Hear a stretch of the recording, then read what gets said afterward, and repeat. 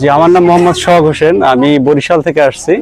তো আমি মূলত এখানে আসছি সুমন ভাইয়ের পোস্টটা দেখে, যে আসলে এখানে যে সে যেভাবে বলছে আসলে বাস্তবটা আরো সুন্দর।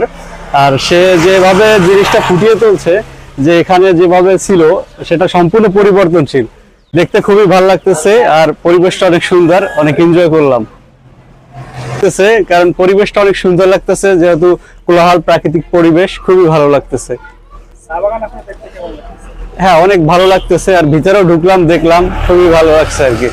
এখানে আপাতত আমি অফিসিয়াল কাজের জন্য এসেছিলাম, চা বাগানের জন্যই প্রথম আসলাম আর কি।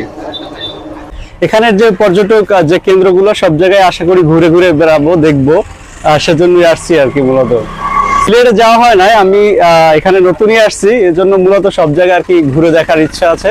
আপাতত এখানে আসছি, সামনে আরো নেক্সট যে পর্যটন জায়গা